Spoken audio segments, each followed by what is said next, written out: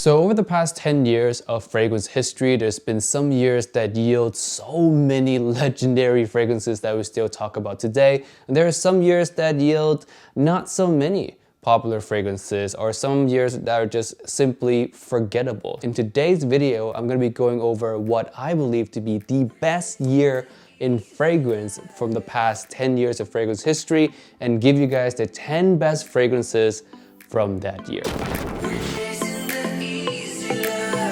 Yo, what's up guys? Welcome back to another video today, and today we have the year 2015. Yes, 2015 for me was the best year in fragrance from the past decade. These fragrances that I have in front of me right here, 13 in total actually, because I have 3 honorable mentions here, but 13 of these fragrances are fragrances that have made big names in the fragrance community and have made big names in the fragrance industry in its entirety. A lot of people still recommend these fragrances over a lot of the newer fragrances that are coming out even now in 2020. So that really speaks for the just the strength of these fragrances, I guess. So I'm gonna start off with honorable mentions really quickly. First honorable mentions, Ultra Zest by Thierry Mugler. This is fantastic, like an orange creamsicle fragrance, very delicious, very bright, uplifting, and it's one of the best summer scent out there. Super sad that it's discontinued, extremely unique, and there's no other fragrance like it even till this day. So I love Ultra Zest a lot right when it first came out. Next one is Dunhill Icon. This one is not my personal favorite. I don't like it all that much, but it does have a big cult following. It's cleaner, it's more on the safe side, but it does have its own DNA to it, so I can give it props for that. I don't like it much, but a lot of people do like it. Another one is L'Homme Ideal Cologne. Yes, arguably the best summer release from Guerlain in the L'Homme Ideal line. Sad that this is gone as well. You can still find this sometimes for $30–40 at some discounters, so look around for that. But after that, this is gonna be donezo. It's gonna be gone. It's gonna be like Midnight in Paris. The prices are gonna shoot up. But yeah, this is amazing, really light, fluffy almond, bright freshness, really nice fragrance. It's been replaced by L'Homme Ideal Cool. Jumping into a number 10 spot, released in 2015, we have Dark Rebel right here by John Varvatos, arguably one of the best from the John Varvatos line. This thing is just unique. John Varvatos are known for their unique fragrances, but this is taking a step further into that definition, if you will. There's some hardcore rum in here, there's some leather, there's some tobacco. It's just very manly, masculine, black t-shirt, leather jacket, motorcycle type of vibe. Very amazing fragrance right here. And you can still grab this relatively cheap at like $24 to $40. It fluctuates quite a bit now that John Varvatos has been bankrupt, I guess, so the price jumps around a little bit, but you can still definitely find it at not so expensive a price. Amazing fragrance if you're looking for something extremely unique, even in the designer realm. No boozy fragrance smells like this one. Even in a niche territory, I find it hard to really think of a fragrance that smells like this. Number 9 spot now. Yeah, oh, that failed. Yeah, we have CH-Man PRIVE. Yep, soft, sweet whiskey, a little bit of a leathery touch to it. The leather really adds a darkness, doesn't really smell so much like a real rough leather. There's cardamom in here that adds a fresh spiciness that really adds that attractiveness to this fragrance, if you will. The whiskey has a sweetness, really nice fragrance. We still talk about this one till today. It still makes some fall lists, some winter lists, date night fragrance lists. This thing is still highly sought after, and people still use it, people still like it, even amongst all the other sweet fragrances that came out in recent years. This thing still ranks, I would say, at the top 5 spot of fragrances that people still gravitate towards, or that people still think extremely highly of. So yes, number 9 spot, CH-Man PRIVE. Number 8 spot now, this is a personal favorite. This is La Nuit L'Intense, the L'Intense version. This one for me is extremely creative. It has iris in here, very soft touch of iris alongside the La Nuit L'Intense DNA. The La Nuit L'Intense DNA comes across a little bit more dry, a little bit more rich, a little bit more grounded in terms of the overall feel. I like this one a lot because it takes a La Nuit L'Intense DNA and change it enough to where it becomes its own scent, but still paying direct homage to the original La Nuit L'Intense. It is, for me, a true flanker, if you will, where it just has its own DNA while at the same time has enough of that old DNA to make it feel like it is a flanker and not just something completely different. And as you guys know, some flankers that come out for fragrances smell absolutely different from the original fragrance. For example, 1 Million Parfum does not really smell like 1 Million. If you're looking for something more artistic, but La Nuit L'Intense happens to be one of your favorite scent, try out La Nuit L'Intense, probably the best flanker to the La Nuit line. All the other ones are, for me, pretty forgettable. Next one, number 7 spot, we have the most intoxicating fragrance in this list. I legitimately cannot stop smelling this one. You guys all know this.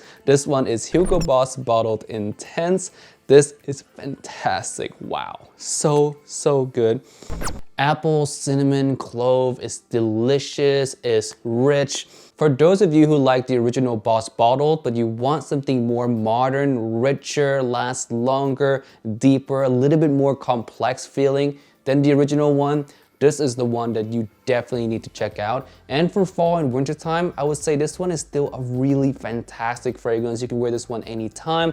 Dress up, dress down, doesn't really matter. You can wear this one on a date, you can wear it casually. It just works. It's just extremely sexy, extremely appealing, and it will keep you kind of warm. It has that kind of cozy, get together, get closer to me kind of vibe to it. That's just fantastic. Like I said again, for the colder weather like the fall and the winter. Love this scent. You can grab this for around $30. Not that expensive as well. So yeah, huge plus. One of my most favorite scent to just grab and smell when I'm sitting around at home. Number 6 spot, we have Tom Ford's Noir Extreme. This one still definitely makes the top 10 list for the fall or the winter time, or maybe even top 10 designer gourmand fragrance. It smells just rich, it's deep, it's dark, it's gourmandish, but not ever too gourmandish. It's sweet, but never too sweet. There's some spiciness in here. This is a gourmand fragrance that you can wear in a suit, and that's very rare because gourmand fragrances at times can come across too sweet or too much or just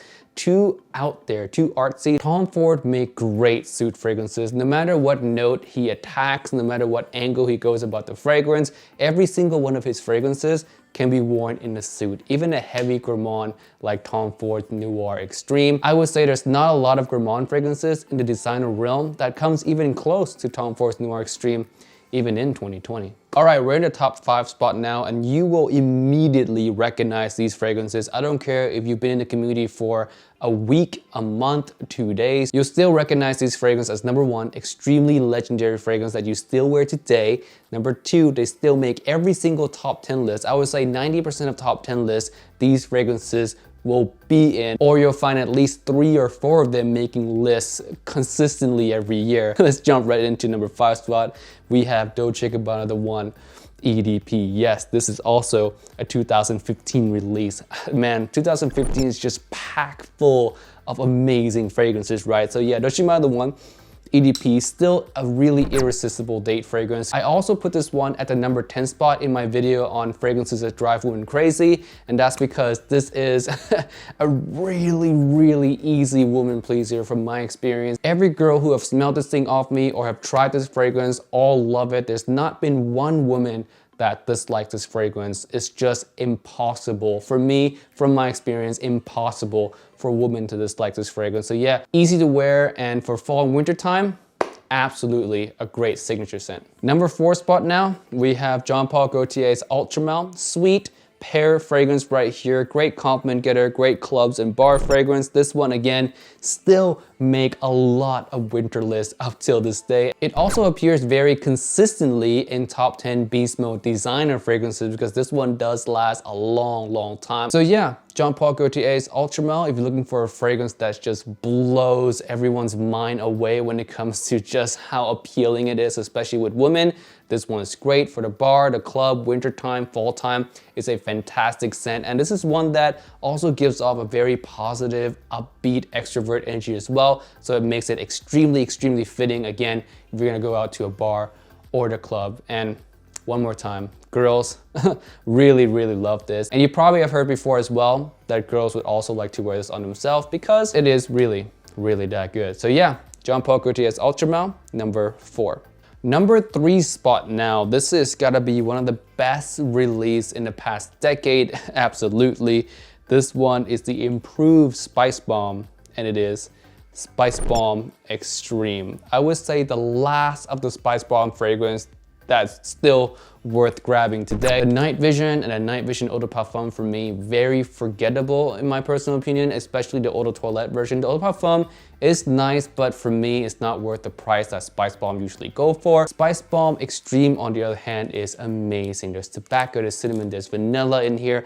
Very cozy fragrance, like by a fireplace type cozy, sexy, romantic. It's the type of scent that screams uber masculine, but in a way that's not a try hard, in a way that's just not like you're trying to be alpha male. This is a fragrance that shows that you're an alpha male in the most caring, most comforting way. And the best thing about this flanker really is that it's not redundant to own if you already own Spice Bomb, because Spice Bomb can be worn to the club, to the bar. It's more edgier, it's more youthful. This one, more upscale, more adult, not redundant at all to own both. I own both and I absolutely love them. One is more for fall, one's more for winter. Performance on both are amazing, especially this one. Lasts a very long time, projects also really well. Number 2 spot now is, man, second only to the number 1 spot in terms of how big a release this one is. This one is Acqua di Gio Profumo. Yes, the true flanker to the original Acqua di Gio. I mean, Acqua di Gio Essenza was good, but nowhere near acclaim as the original Acqua di Gio, man. Acqua di Gio original was just bodied Essenza right away, but Profumo, on the other hand, met the original head to head and even surpassed it in many ways. It really makes the original obsolete. I would not recommend Acqua di Gio to anyone anymore. If anyone were to ask me for a great aquatic scent or anything similar to Acqua di Gio, my first go-to response is always gonna be Acqua di Gio Profumo. And this one for summertime, you know, it makes 90% of top 10 designers summer list. People still talk about it, people still wear it. And even up to this day, Profundo is out now. And Profundo is kind of sitting in the corner a little bit in comparison to Profumo, because people still like Profumo much more than Profundo. It became one of the modern classic of men's fragrance at this point. So yeah, number 2 spot, Acqua di Gio Profumo. Number 1 spot now is the biggest release, I would say, in the past decade, from 2011 all the way to 2020. This fragrance changed the fragrance world for the next years after it was released. This fragrance is DIOR Sauvage. Yes, ever since the release of DIOR Sauvage, fragrance world has become fresh shower gel, synthetic molecules, big influencer right here. And amongst every fragrance that has copied DIOR Sauvage, I still like the original the best. There's something magnetic about the original here that other brands just simply can't copy. There's a magic touch in Sauvage that other brands just don't have. This thing beats out the Prada, the Versace, the Bulgari, the Coach fragrances, the Y fragrances, all of that. For me, number 1 spot blue shower gel fragrance still goes to the king, DIOR Sauvage. And for 2015, it's hard to argue that Sauvage is not the number 1 biggest influencer and the number 1 biggest influencer of probably this decade. So yeah, number 1 spot, DIOR Sauvage. Alright guys, that's it for this video today. Thank you so much for watching. If you agree with me, if you don't agree with me, leave it down in the comment section below. And if you were to pick the best year in fragrance history in the past decade, what year would it be and what would be your fragrance picks? And with that being said guys, I'll see you guys in another video. Peace out and bye.